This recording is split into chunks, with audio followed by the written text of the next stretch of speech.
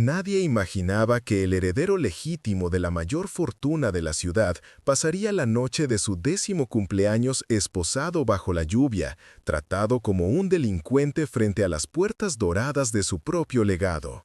La tormenta azotaba sin piedad la entrada del Gran Hotel Imperial, un gigante de mármol y cristal que brillaba con luces cálidas, contrastando cruelmente con la figura pequeña y temblorosa de Mateo. El agua helada empapaba su camiseta de talla demasiado grande y sus zapatillas rotas, pero lo que helaba la sangre de los presentes no era el frío, sino la firmeza antinatural en la voz de aquel niño. «Vámonos, chico, no puedes estar aquí molestando a los huéspedes», gruñó el oficial Ramírez, sintiendo cómo el metal frío de las esposas se cerraba alrededor de las muñecas delgadas del niño. El guardia de seguridad del hotel, un hombre corpulento que miraba a Mateo como si fuera una bolsa de basura dejada en la acera, soltó una risa burlona. Fue entonces cuando Mateo, sin derramar una sola lágrima y con la barbilla en alto, clavó sus ojos oscuros en el policía. No había miedo en su mirada, solo una verdad que pesaba más que el concreto. «No estoy molestando, oficial», dijo Mateo con una calma que hizo que Ramírez sintiera un nudo extraño en el estómago. «Solo estoy intentando entrar a mi casa. Yo soy el dueño de este hotel». La risa del guardia se hizo más fuerte, resonando bajo la marquesina, pero el oficial Ramírez se quedó paralizado. Había algo en los ojos del niño, una dignidad antigua que no encajaba con la suciedad de su rostro ni con la mochila vieja y deshilachada que colgaba de su hombro. Por un segundo, el ruido de la lluvia pareció detenerse y el policía sintió un escalofrío que no tenía nada que ver con el clima. Aquella mirada le recordaba a alguien, a una autoridad que creía muerta hacía mucho tiempo. Antes de que descubras el secreto que guarda esa mochila y cómo este niño pondrá de rodillas a la élite de la ciudad, quiero saber algo importante. Dime en los comentarios desde qué ciudad o país estás viendo esta historia. La lluvia esa noche no caía simplemente del cielo, parecía castigar el pavimento con una furia que solo los desamparados conocen bien. Bajo la tormenta eléctrica que partía el cielo de la ciudad en dos, el Hotel Gran Palacio brillaba con una arrogancia casi insultante. Sus enormes ventanales de cristal blindado actuaban como una frontera invisible pero infranqueable. Dentro existía un paraíso climatizado de luz dorada y risas suaves. Fuera solo había frío, barro y la soledad de las calles. En el interior del vestíbulo, el mundo giraba a un ritmo diferente. El aire olía a flores frescas, cera de abejas y ese aroma indescriptible que solo posee el dinero antiguo. Un pianista acariciaba las teclas de un piano de cola en una esquina y las notas de una sonata de Chopin flotaban en el ambiente, amortiguando cualquier ruido desagradable del exterior. Los huéspedes, envueltos en abrigos de cachemira y trajes de diseño, cruzaban el suelo de mármol italiano sin siquiera mirar hacia la oscuridad que se agolpaba contra los vidrios. Para ellos, la tormenta era solo un espectáculo estético, un telón de fondo dramático para sus copas de champán.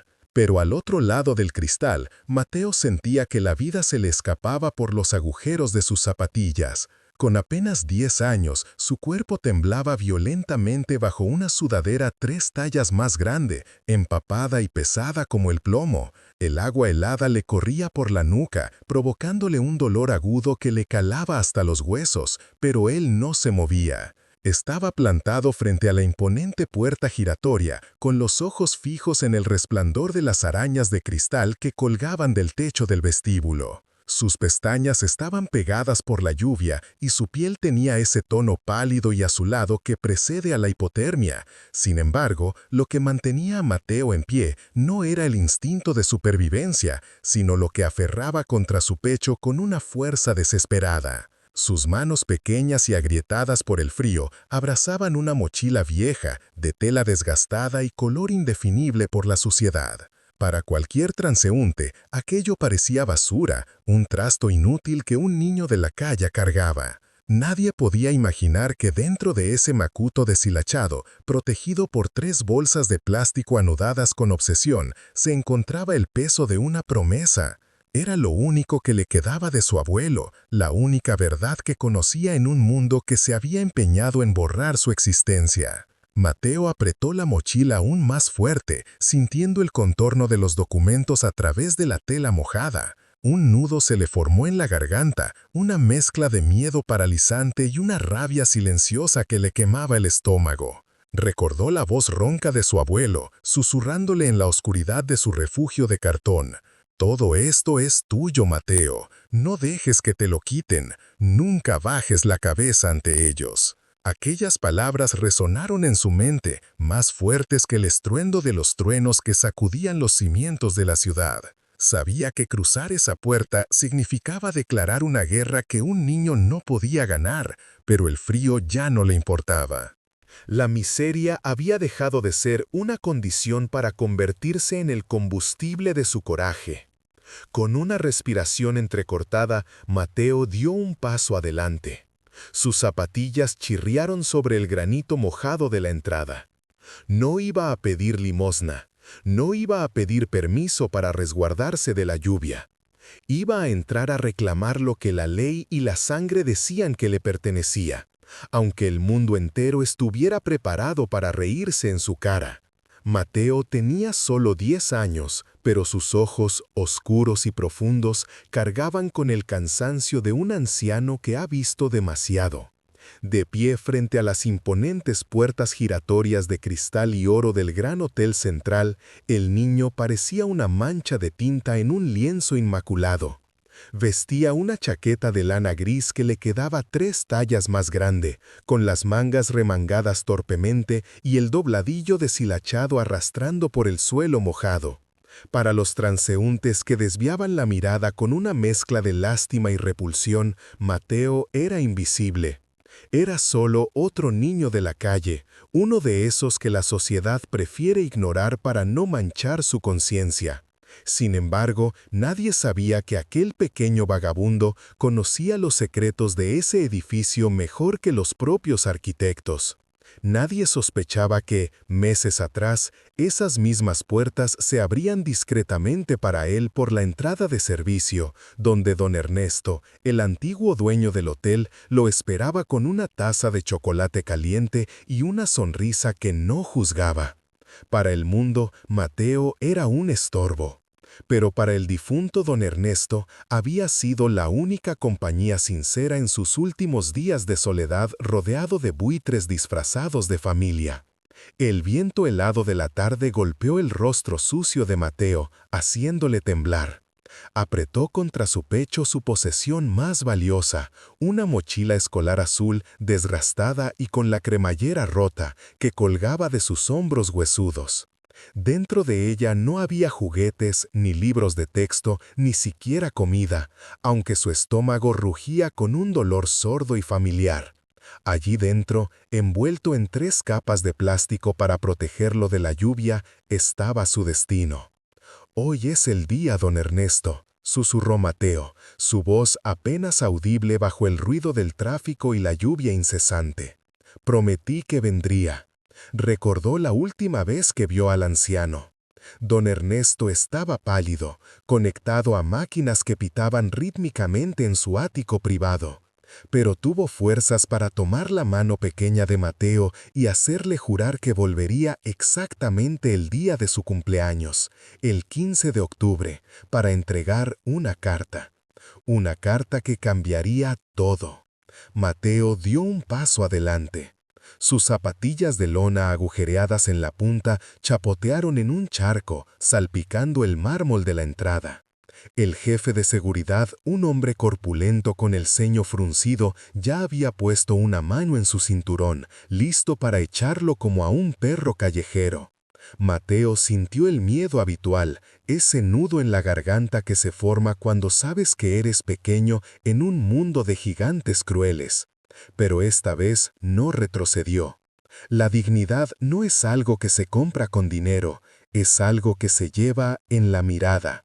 Y Mateo, a pesar de la mugre y el hambre, levantó la barbilla.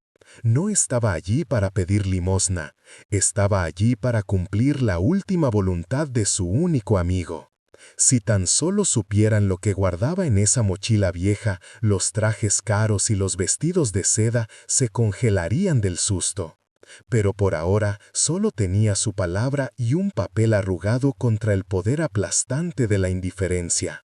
En el piso más alto del Hotel Imperial, el aire siempre estaba frío, purificado y absolutamente silencioso. Carmen no toleraba el desorden, ni en sus cuentas, ni en su vestimenta, ni en su vida. A sus 45 años, la directora general era una figura imponente, trajes de sastre impecables, cabello recogido tan tirante que parecía estirar sus pensamientos y una mirada capaz de congelar el café recién hecho. Tenía todo el poder. Bajo su mando, el hotel había triplicado sus ganancias. Los empleados temblaban cuando escuchaban el repiqueteo rítmico de sus tacones de aguja sobre el mármol del pasillo. Sin embargo, mientras Carmen ajustaba milimétricamente un cuadro abstracto en la pared de su oficina, sintió esa familiar punzada en el pecho. Era un dolor sordo, antiguo. Se detuvo frente al ventanal de cristal blindado. Su reflejo le devolvió la imagen de una mujer exitosa, pero sus ojos delataban la verdad que nadie más veía. Hacía 3 años que el juez había firmado los papeles del divorcio, otorgando la custodia principal de su hijo a su ex marido. El argumento fue brutalmente simple. Carmen estaba casada con el hotel. No tenía tiempo para ser madre. Desde entonces había llenado el silencio de su enorme apartamento con informes financieros y estrategias de marketing, construyendo una armadura de hielo para que la culpa no pudiera entrar. Hoy no era un día para la debilidad. La delegación de inspectores de la Guía Platino llegaría en cualquier momento. Una sola mancha en la alfombra, un solo error de protocolo y perderían la calificación de 5 estrellas que ella había defendido con sangre. Carmen respiró hondo, tragándose la soledad como si fuera una pastilla amarga, y revisó su reloj. Faltaban 10 minutos. De repente, la burbuja de perfección estalló. A través de las puertas dobles de caoba, amortiguado por el aislamiento acústico pero inconfundible, llegó un sonido que estaba prohibido en su santuario: el caos. Eran gritos, risas burlonas, el sonido de algo cayendo al suelo. Carmen se tensó, su pulso se aceleró, no por miedo, sino por una furia fría y calculadora. ¿Quién se atrevía a perturbar la paz de su hotel minutos antes de la inspección más importante del año? Alisó su chaqueta con un movimiento brusco y caminó hacia la puerta. Su mente ya estaba redactando la carta de despido para el jefe de seguridad.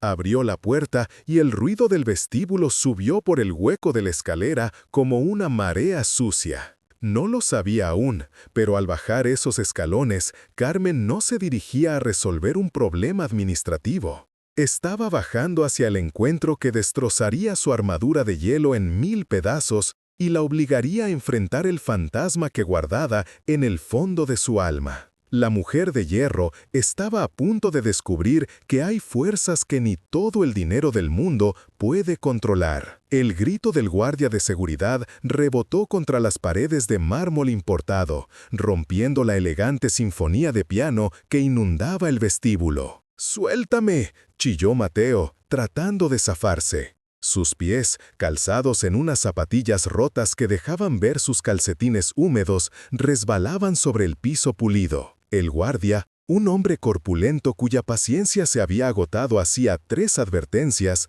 agarró al niño por el cuello de su chaqueta mugrienta. Mateo sintió cómo la tela áspera le quemaba la piel, pero no soltó su mochila. Sus nudillos estaban blancos de tanto apretar las correas de aquel viejo bolso deshilachado. Era lo único que le quedaba, su única ancla a la realidad en un mundo que intentaba borrarlo. «¡Soy el dueño!», insistió Mateo, con la voz quebrada por la humillación, pero con los ojos ardiendo en una furia que parecía demasiado grande para un cuerpo de 10 años. «¡Tienen que escucharme!». Una risa burlona escapó de la garganta del guardia, pero se cortó en seco cuando el sonido rítmico y afilado de unos tacones golpeó el suelo. Clic, clac, clic. El silencio cayó sobre el vestíbulo como una manta pesada. Carmen había llegado. La gerente del hotel se detuvo a 3 metros de la escena. Impecable en su traje de sastre negro, con el cabello recogido en un moño tan tenso que parecía doler, Carmen observó el cuadro con una mezcla de aburrimiento y asco. Para ella, Mateo no era un niño en apuros, era una mancha de grasa en su inmaculado lienzo de 5 estrellas. ¿Qué significa este escándalo?, preguntó Carmen.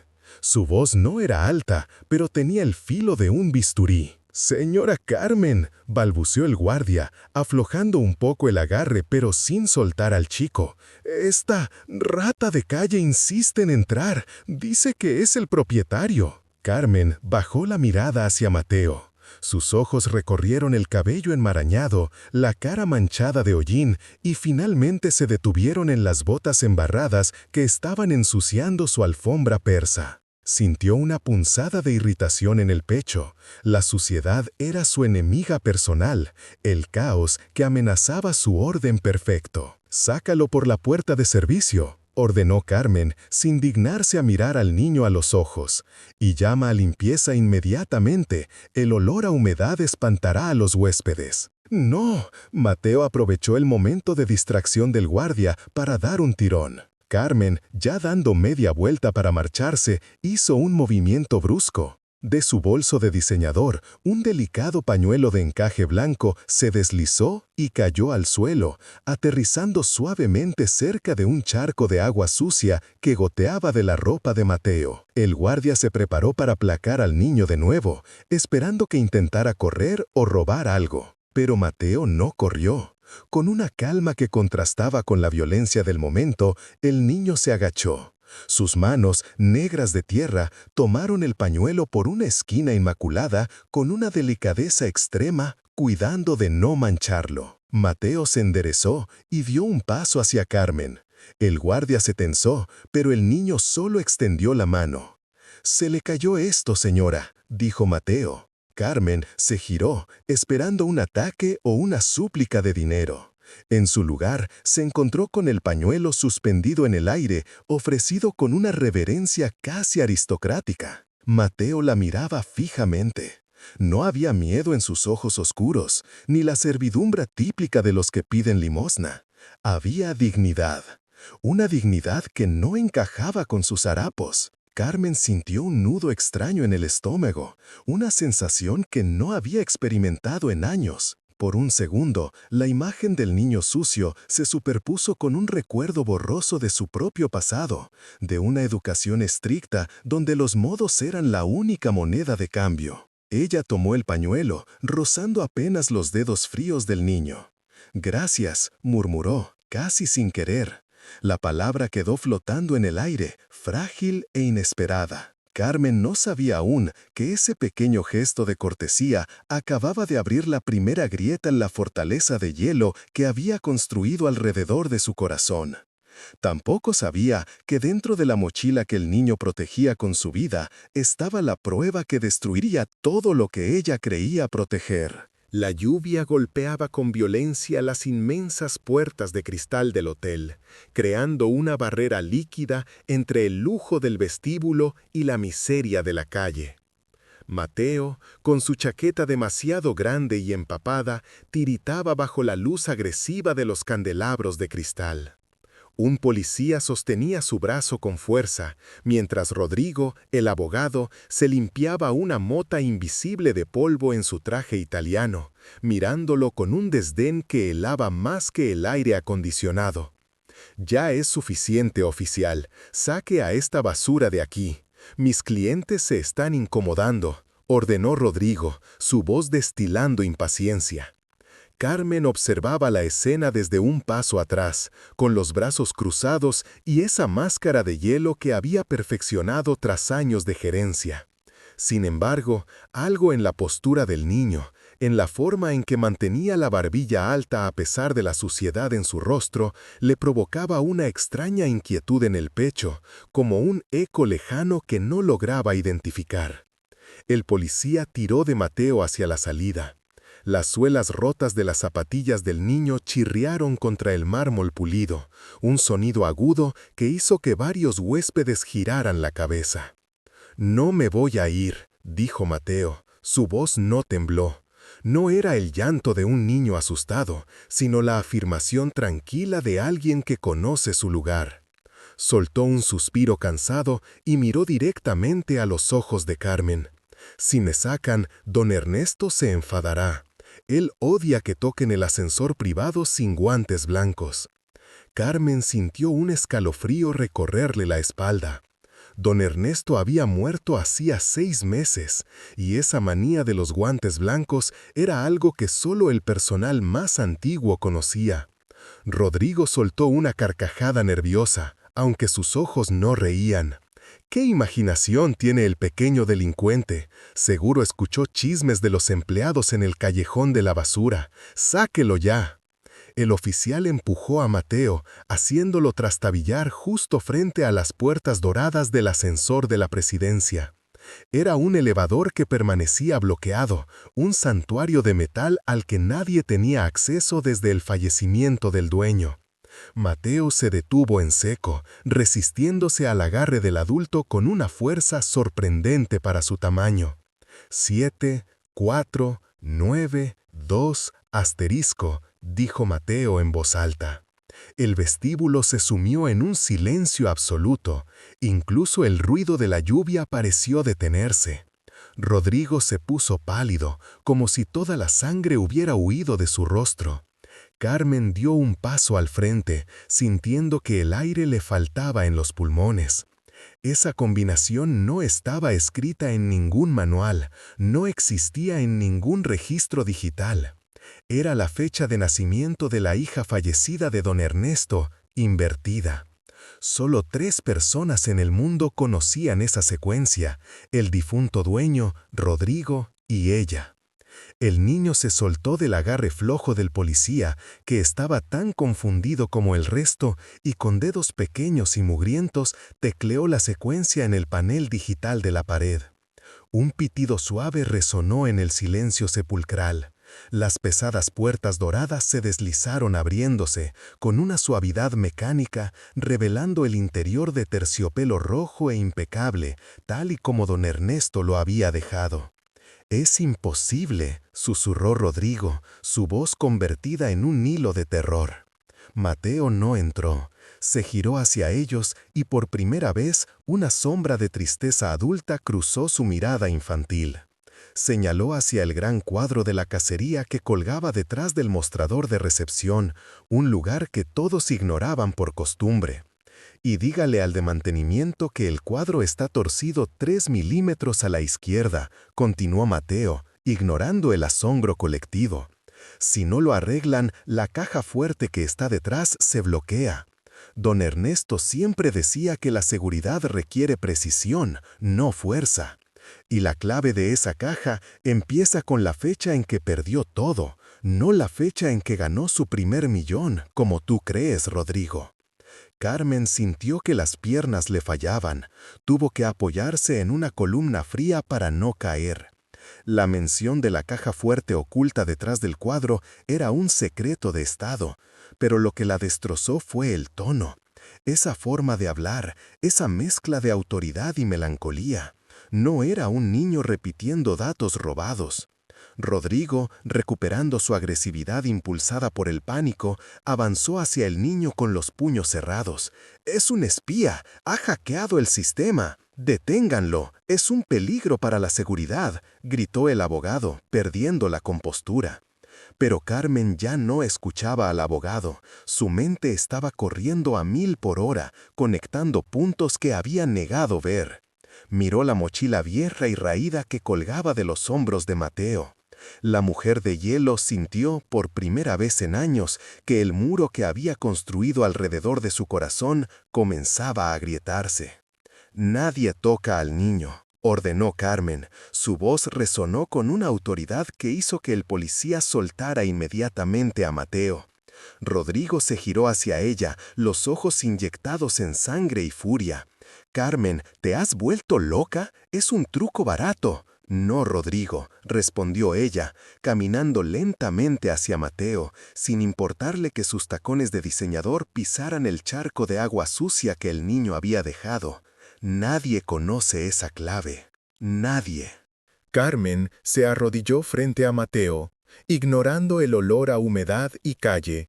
Lo miró a los ojos y vio el abismo de dolor que se escondía allí, un dolor demasiado grande para un cuerpo de 10 años. «¿Quién eres realmente?», preguntó ella, con la voz quebrada, temiendo y deseando la respuesta al mismo tiempo. Mateo metió la mano en su bolsillo y sacó una llave antigua de bronce, oxidada por el tiempo pero inconfundible. «Soy el error que intentaron borrar», dijo él, y extendió la llave hacia ella. «Pero la llave de la caja fuerte no abre solo dinero, Carmen. Abre la verdad sobre lo que le hicieron a mi madre». Las luces doradas del vestíbulo parpadeaban contra el cristal empapado por la tormenta, creando un halo casi fantasmal alrededor de la pequeña figura de Mateo. El niño temblaba, no solo por el frío que le calaba los huesos a través de su ropa desgastada, sino por la humillación que ardía en sus mejillas. Frente a él, los guardias de seguridad mantenían una postura rígida, como muros de carne y hueso, diseñados para separar la pobreza de la elegancia. Carmen, con los brazos cruzados y esa expresión indescifrable que solía usar como armadura, estaba a punto de hablar. Había algo en la insistencia del niño, en la forma en que abrazaba esa mochila vieja y sucia contra su pecho, que le había provocado una extraña inquietud. Iba a pedirle que abriera el bolso, que mostrara qué demonios guardaba con tanto celo, cuando el sonido agudo de unos pasos decididos rompió la tensión del ambiente. Era el sonido inconfundible de unos zapatos italianos de suela dura golpeando el mármol pulido. «¡Ni se les ocurra dejarlo hablar!», bramó una voz masculina cargada de una autoridad venenosa. Todos giraron la cabeza. Entrando por las puertas giratorias, sacudiéndose un paraguas negro con desdén, apareció Rodrigo Valdés, el abogado, el albacea del testamento, el hombre que había manejado cada centavo del imperio hotelero desde la muerte del antiguo dueño. Su traje era impecable, pero su rostro estaba contorsionado por una mezcla de ira y, si uno miraba lo suficientemente cerca, pánico puro. Rodrigo se detuvo en seco frente al grupo. Sus ojos oscuros se clavaron en Mateo como si quisiera incinerarlo allí mismo. El abogado sintió que el aire se le escapaba de los pulmones. Su corazón golpeó contra sus costillas con la fuerza de un martillo. Reconoció al niño al instante. Esos ojos, esa barbilla, era imposible no reconocerlo. Durante meses había rezado para que el problema desapareciera en las calles, devorado por el olvido. Pero ahora el problema estaba de pie en su vestíbulo, empapado y desafiante. «Señor Valdés», empezó a decir el jefe de seguridad, visiblemente nervioso. «El chico dice que...». «No me importa lo que diga esa rata callejera», interrumpió Rodrigo, su voz subiendo una octava, perdiendo la compostura habitual. «Sé perfectamente quién es. Lo he estado buscando». Mateo levantó la vista esperanzado. Por un segundo. ¿Acaso el abogado iba a decir la verdad? ¿Acaso iba a confirmar que su abuelo le había dejado todo? Pero la esperanza es frágil cuando se enfrenta a la codicia. Rodrigo dio un paso adelante, señalando la mochila de Mateo con un dedo acusador que temblaba ligeramente. «Ese niño es un ladrón», mintió Rodrigo, escupiendo cada palabra con veneno. «Entró en mis oficinas privadas hace 2 días. Robó documentos confidenciales de la empresa, papeles de alta seguridad y secretos comerciales. Lo que tiene en esa mochila no es suyo, es propiedad robada del hotel. Un murmullo recorrió a los presentes. Carmen frunció el ceño. Algo no encajaba. ¿Un niño de 10 años robando secretos comerciales? Miró a Rodrigo, notando la fina capa de sudor que brillaba en su frente, a pesar del aire acondicionado. ¿Por qué un hombre tan poderoso estaba tan alterado por un niño indefenso? «Yo no robé nada», susurró Mateo, su voz quebrada por el miedo, abrazando la mochila con más fuerza. «Son mis papeles. Mi abuelo me los dio antes de...» «¿Quién miente?», gritó Rodrigo, girándose hacia los oficiales de policía que acababan de llegar. «Oficiales, este delincuente tiene información sensible que podría arruinar a esta familia. Arréstenlo ahora mismo y confisquen esa mochila. Es una orden de la administración». La policía no lo dudó. Ante la palabra de un abogado de prestigio contra la de un niño sin hogar, la justicia de la ciudad siempre tenía un lado favorito. Uno de los oficiales avanzó bruscamente, agarrando el brazo delgado de Mateo. El niño soltó un pequeño grito de dolor. El contacto fue violento, desprovisto de cualquier humanidad. Mateo sintió el frío del metal morderle la piel cuando las esposas se cerraron alrededor de sus muñecas, demasiado grandes para sus brazos de niño, pero lo suficientemente apretadas para doler. «No, por favor», suplicó Mateo mientras le arrancaban la mochila de la espalda. «Ahí está la verdad, léanlo». Rodrigo se abalanzó y arrebató la mochila de las manos del oficial antes de que nadie pudiera abrirla. La apretó contra su costado como si fuera un salvavidas en medio de un naufragio. Suspiró y por un segundo sus ojos se cruzaron con Carmen. En la mirada del abogado no había justicia, solo el alivio culpable de quien acaba de enterrar un crimen. Carmen sintió un nudo en el estómago. Ver a Mateo esposado, con la cabeza baja y las lágrimas mezclándose con el agua de lluvia en su rostro sucio, despertó en ella una furia que creía extinta. Había visto muchas cosas en este hotel, pero nunca una crueldad tan desnuda. Rodrigo se alisó la chaqueta, recuperando su arrogancia habitual, ahora que la prueba del delito estaba en sus manos. «Llévenselo», ordenó con frialdad, sin mirar al niño. «Y asegúrense de que no vuelva a pisar esta acera». Mientras arrastraban a Mateo hacia la patrulla, el niño no pataleó. Solo giró la cabeza una última vez, buscando los ojos de Carmen. No había odio en su mirada, solo una profunda y devastadora decepción que golpeó a la gerente más fuerte que cualquier insulto. Carmen no lo sabía aún, pero esa mirada la perseguiría hasta que decidiera hacer algo al respecto. El abogado creía haber ganado, pero acababa de cometer el error de convertir a un testigo silencioso en un enemigo decidido. El sonido metálico de las esposas cerrándose cortó el aire acondicionado del vestíbulo como un disparo. Clic. Un sonido seco, definitivo, que resonó más fuerte que el murmullo de los 300 huéspedes de etiqueta que observaban la escena. Mateo no se resistió. Sus muñecas eran tan delgadas que el oficial tuvo que ajustar el metal hasta el último punto, y aún así, el acero frío bailaba sobre sus huesos prominentes. Rodrigo se alisó la solapa de su traje italiano. Una sonrisa de satisfacción apenas disimulada curvaba sus labios finos. Para el abogado, aquello no era solo un arresto, era una limpieza. Se volvió hacia la multitud, alzando las manos con una falsa modestia teatral. «Señoras y señores, lamentamos profundamente este desagradable incidente», dijo Rodrigo con su voz de barítono, proyectada perfectamente para que rebotara en las lámparas de araña. «La seguridad de nuestros distinguidos clientes es nuestra prioridad absoluta. Este pequeño estafador ya no les molestará más».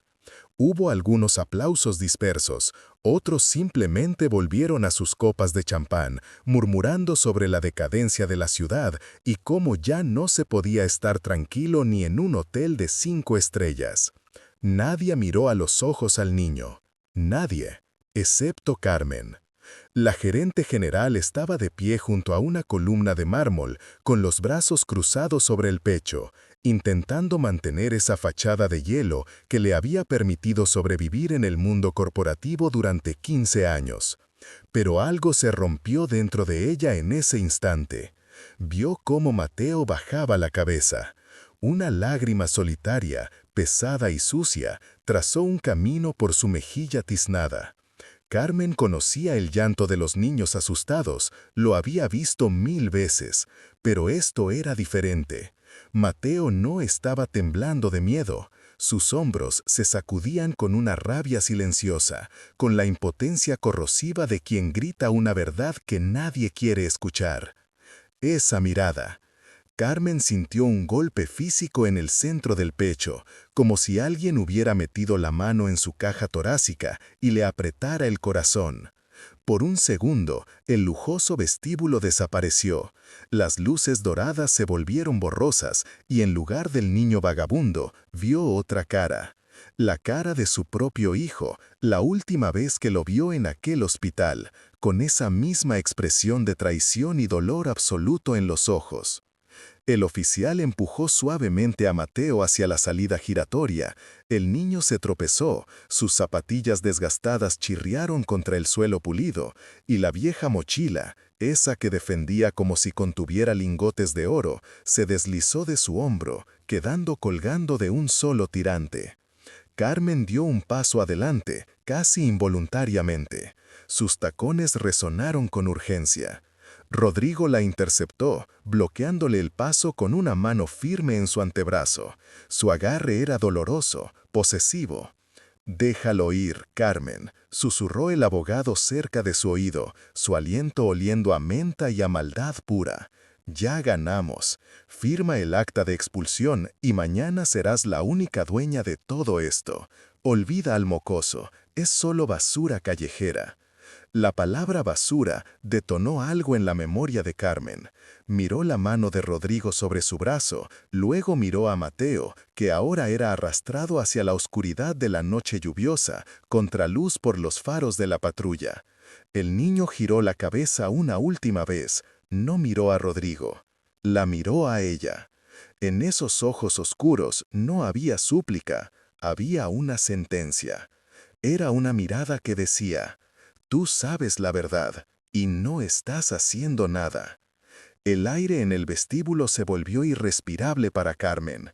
El murmullo de la alta sociedad le sonaba ahora como un zumbido de insectos. Rodrigo le puso el bolígrafo en la mano para que firmara el reporte de seguridad, pero los dedos de Carmen temblaban. La lógica le gritaba que obedeciera, que protegiera su puesto, su salario, su vida ordenada, pero su instinto, ese instinto de madre, que creía muerto y enterrado bajo capas de cinismo, empezaba a arañar la superficie, exigiendo salir. Carmen miró la mochila que colgaba del hombro del niño a punto de desaparecer. Si ese niño mentía, ¿por qué abrazaba esa vieja tela roída como si fuera su vida? ¿Y por qué Rodrigo tenía tanta prisa en sacarlo de allí sin dejarle abrir la boca? No lo sabía aún, pero ese instante de duda, esa grieta en su armadura, estaba a punto de desmoronar todo el imperio de mentiras que Rodrigo había construido. Carmen soltó el aire que no sabía que estaba conteniendo. «Esperen», dijo. Su voz fue apenas un susurro, pero en el silencio de su conciencia sonó como un trueno. El clic metálico de las esposas cerrándose alrededor de las muñecas delgadas de Mateo sonó más fuerte que el trueno que acababa de sacudir el cielo sobre el hotel. El niño no lloraba, pero sus ojos, grandes y oscuros, miraban a Carmen con una mezcla devastadora de decepción y desafío. Era la misma mirada que ella había visto 1000 veces en las salas de juntas, pero nunca en la cara de un niño de 10 años vestido con harapos. «Llévenselo de aquí», ordenó Rodrigo. ajustándose la corbata con un gesto nervioso, como si la mera presencia del niño hubiera ensuciado su traje de diseñador. Es solo un delincuente juvenil con delirios de grandeza. El oficial tiró del brazo de Mateo con brusquedad. El movimiento repentino hizo que la vieja mochila del niño, que colgaba precariamente de un solo hombro, se enganchó en el pomo de la puerta dorada. La tela podrida no resistió. Se rasgó con un sonido seco, vomitando su contenido sobre el mármol impoluto del vestíbulo. Un sándwich a medio comer, una botella de agua aplastada y una foto arrugada cayeron al suelo. Pero entre la basura, algo pesado se deslizó con un ruido sordo. Era un sobre. No un sobre cualquiera, sino uno de papel grueso, de alto gramaje, con los bordes desgastados por el roce constante. En el centro, intacto y desafiante, brillaba un sello de lacre rojo. El tiempo pareció detenerse en el vestíbulo. Carmen sintió un nudo en la garganta. Conocía ese sello. Durante 20 años había visto ese escudo de armas en cada carta importante, en cada contrato decisivo que firmaba el dueño del imperio hotelero. Era el sello personal de don Ernesto. Rodrigo también lo reconoció. Su rostro, habitualmente pálido, se tornó ceniciento. Se lanzó hacia el suelo con una agilidad inusual. «Es basura, basura robada seguramente», gritó el abogado, intentando arrebatar el sobre antes que nadie. «Yo me encargaré de tirarlo». Pero la mano de Carmen fue más rápida. Sus dedos, fríos y firmes, interceptaron el documento antes de que Rodrigo pudiera tocarlo. «Un momento», dijo ella. Su voz era baja, pero tenía el filo de una guillotina. «Carmen, no seas ridícula», siseó Rodrigo, con una gota de sudor bajando por su sien. «Es propiedad privada. Si ese niño lo tiene, es porque se lo robó al viejo antes de morir». Carmen lo ignoró. El tacto del papel bajo sus yemas le envió una descarga eléctrica. Con un movimiento lento, casi reverencial, rompió el sello de lacre. El olor a papel antiguo y a la colonia de sándalo que siempre usaba don Ernesto se liberó en el aire, golpeando su memoria con la fuerza de un huracán. Desplegó la carta. La caligrafía era inconfundible, elegante, inclinada hacia la derecha, con esa fuerza vital que don Ernesto mantuvo hasta su último suspiro. Carmen comenzó a leer, y el ruido de la lluvia, las protestas de Rodrigo y el sonido de las radios de la policía se desvanecieron. Solo quedaba la voz del viejo jefe resonando en su cabeza. «Yo, Ernesto Valdés, en pleno uso de mis facultades, reconozco ante Dios y la ley a Mateo, hijo de mi difunta hija Sofía, como mi único nieto y heredero. Si están leyendo esto, es porque he fallado en protegerlo en vida y confío en que esta carta sirva como mi última voluntad para devolverle lo que por sangre le pertenece». Las manos de Carmen comenzaron a temblar. El papel crujió bajo sus dedos. No era una falsificación. Nadie podía imitar ese tono, esa mezcla de autoridad y dolor profundo. Levantó la vista del papel, sintiendo que el suelo bajo sus tacones se tambaleaba. Miró hacia donde los policías sostenían al niño. Por primera vez vio más allá de la suciedad en las mejillas de Mateo, más allá de la ropa 3 tallas más grande. Vio la forma de la nariz, la curva de la barbilla y sobre todo esos ojos. Eran los ojos de don Ernesto, los mismos ojos que la habían contratado cuando nadie más creía en ella. La gerente sintió una náusea repentina al darse cuenta de lo que acababa de hacer. Había estado a punto de enviar al dueño legítimo de todo ese imperio a una celda fría, mientras el verdadero ladrón estaba de pie a su lado con un traje italiano y una sonrisa falsa que se desmoronaba por segundos. Carmen cerró la carta y la apretó contra su pecho, como si fuera un escudo. Respiró hondo, tragándose el miedo y la culpa, dejando solo una fría determinación. «Suéltenlo», ordenó Carmen. Su voz resonó en el vestíbulo, rebotando en las paredes de mármol con una autoridad que hizo que los oficiales se detuvieran en seco. «¿Qué dice?», preguntó el policía confundido. «Señora, este niño». He dicho que lo suelten, repitió ella, girándose lentamente hacia Rodrigo. Sus ojos se clavaron en el abogado con una intensidad que lo hizo retroceder un paso. Y tú, Rodrigo, más vale que empieces a buscar un buen abogado penalista. Porque el dueño del hotel acaba de llegar a casa. El motor del coche patrulla rugió, un sonido grave y vibrante que Mateo sintió en la boca del estómago más que en sus oídos. Sentado en el asiento trasero, con las muñecas rodeadas por el frío metal de las esposas, el niño de 10 años bajó la cabeza. No lloraba. Hacía mucho tiempo que había aprendido que las lágrimas no ablandan el asfalto ni calientan las aceras en invierno. A través del cristal empañado por la llovizna, vio las luces doradas del hotel, ese palacio que su abuelo le había descrito tantas veces alejarse lentamente.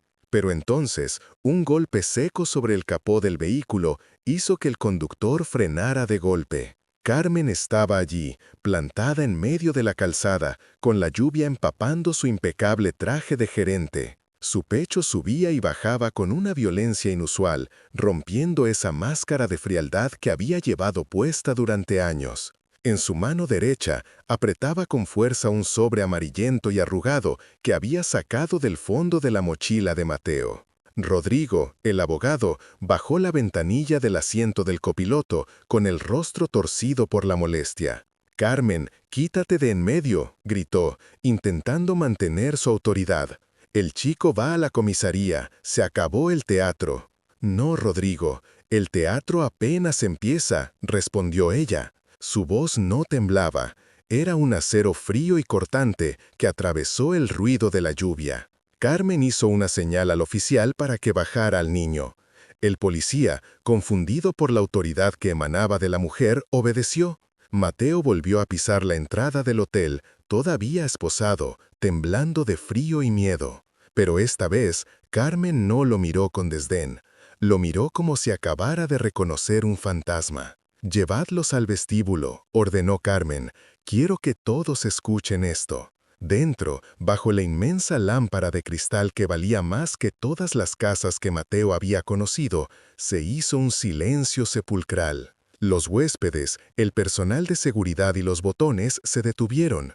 Rodrigo se ajustó la corbata, nervioso, intentando recuperar su sonrisa arrogante, pero sus ojos dartaban de un lado a otro, buscando una salida que ya no existía. Carmen se situó en el centro del salón. Parecía más alta, más formidable. Abrió el sobre con cuidado, como si manipulara una reliquia sagrada. El papel estaba manchado de humedad y tiempo, pero la letra, firme y elegante, era inconfundible. «Durante 2 años», comenzó Carmen, elevando la voz para que resonara en cada rincón de mármol, «hemos creído que el dueño de este imperio murió sin dejar rastro. Rodrigo, aquí presente, nos aseguró que no había herederos, que la administración pasaba a manos de su bufete temporalmente». «Eso es correcto y legal», interrumpió Rodrigo, aunque una gota de sudor frío le recorría la sien. «Esa basura que tienes ahí es una falsificación, Carmen. Ese niño es un estafador callejero». Carmen ignoró al abogado y clavó sus ojos en el papel. «Aquí dice lo contrario, y no es solo una carta, es una copia certificada del testamento real, fechada 3 días antes de la muerte del señor Valderrama». Un murmullo recorrió la sala.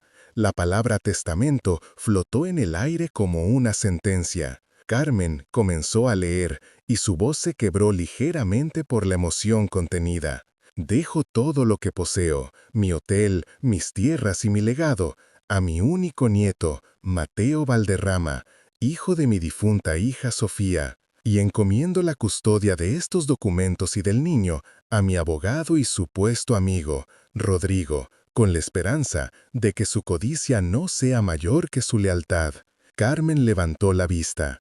Sus ojos, habitualmente grises y vacíos, ardían ahora con una furia justiciera. Rodrigo se puso pálido. Su piel, antes bronceada y saludable, adquirió el tono de la cera rancia. Dio un paso atrás, chocando contra una columna.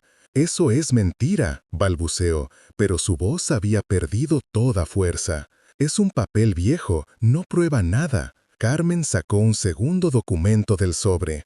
¿Y esto también es mentira?, preguntó ella, mostrando un recibo oficial con un sello notarial.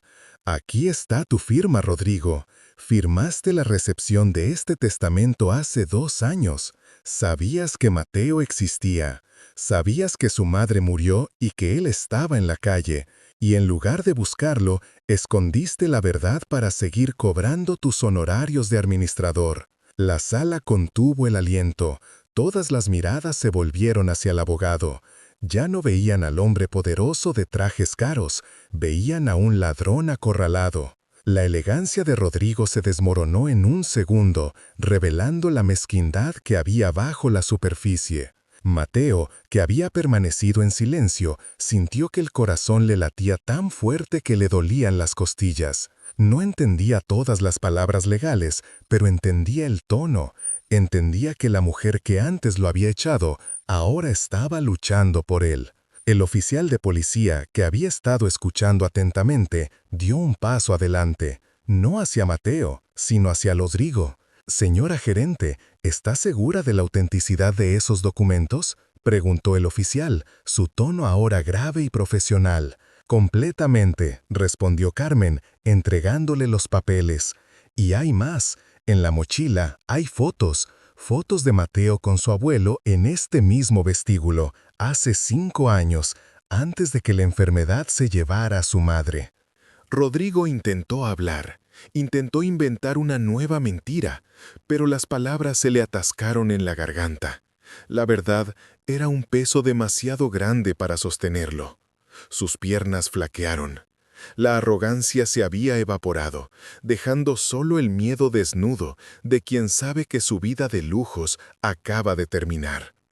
El oficial se volvió hacia Mateo. Con un movimiento suave, casi una disculpa silenciosa, sacó la llave de su cinturón. El clic metálico de las esposas al abrirse sonó más fuerte que cualquier grito en la sala. Mateo se frotó las muñecas, sintiendo el retorno de la sangre, pero sus ojos no se apartaron de Carmen. Por primera vez en su corta y dura vida, alguien con poder había usado ese poder para protegerlo, no para aplastarlo.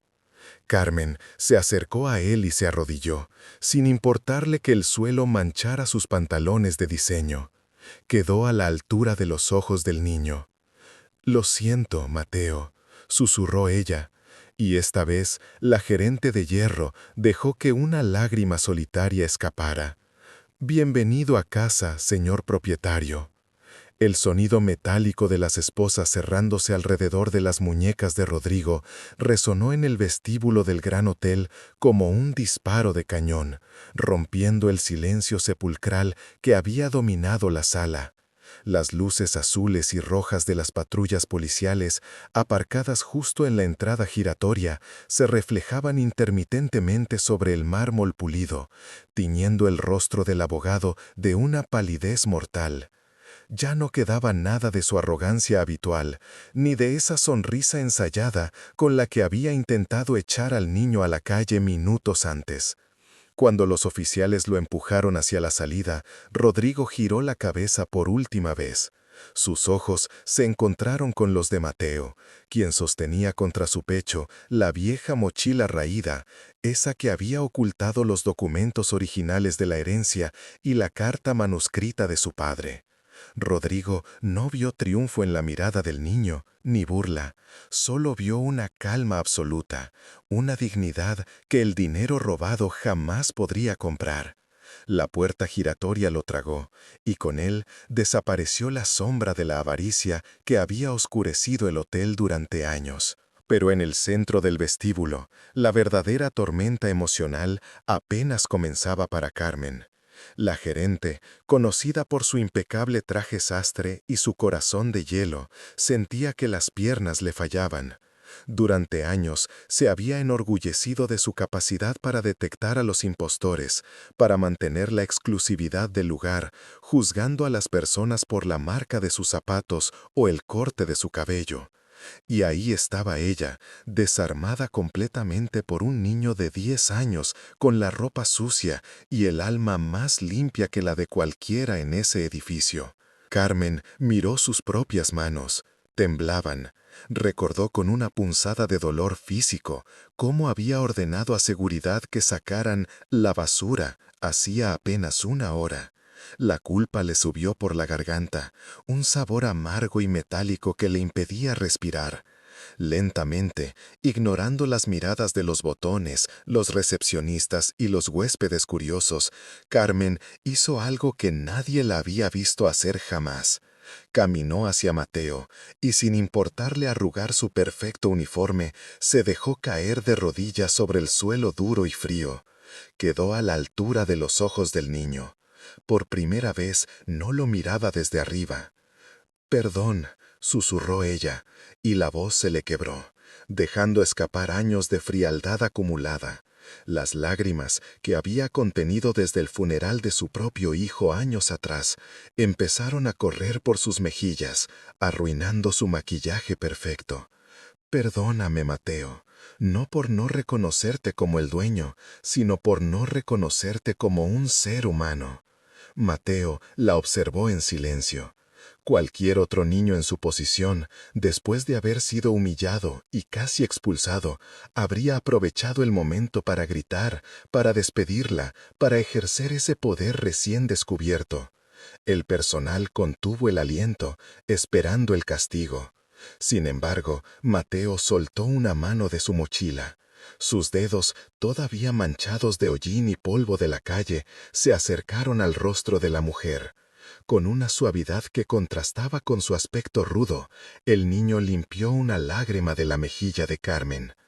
«Mi papá me dijo que este hotel no era de ladrillos, sino de personas», dijo Mateo, con una voz suave pero firme, que resonó más fuerte que cualquier grito. «Y las personas a veces se equivocan, ¿verdad?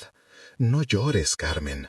No me sirve de nada una gerente que no puede ver bien por las lágrimas». Carmen cerró los ojos, sintiendo el tacto áspero de la mano del niño como una absolución que no merecía. El nudo en su pecho se desató. Aquel pequeño vagabundo no solo había salvado su patrimonio, estaba salvando su humanidad. En ese instante, un movimiento sutil recorrió el vestíbulo. El jefe de botones, un hombre mayor que había servido al padre de Mateo durante décadas, dio un paso al frente. Se quitó la gorra con un movimiento solemne e inclinó la cabeza profundamente. «Buenas noches, señor Mateo. Bienvenido a casa». Como una ola, el gesto se replicó.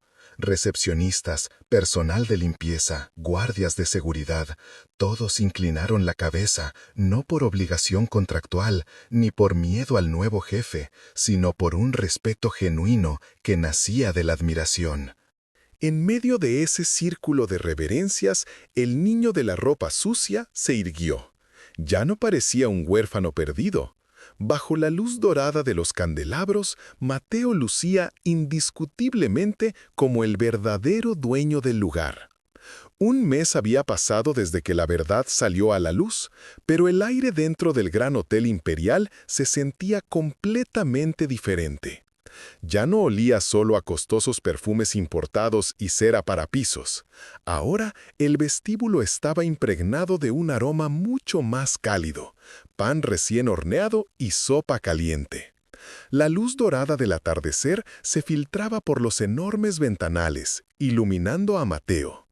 El niño ya no llevaba la ropa sucia y rota con la que había intentado cruzar esas puertas semanas atrás. Ahora vestía un pequeño traje azul marino hecho a medida, aunque insistió en usar sus viejas zapatillas deportivas, limpias pero gastadas, para no olvidar nunca cómo se sentía el asfalto frío bajo sus pies. Carmen lo observaba desde la barandilla del segundo piso.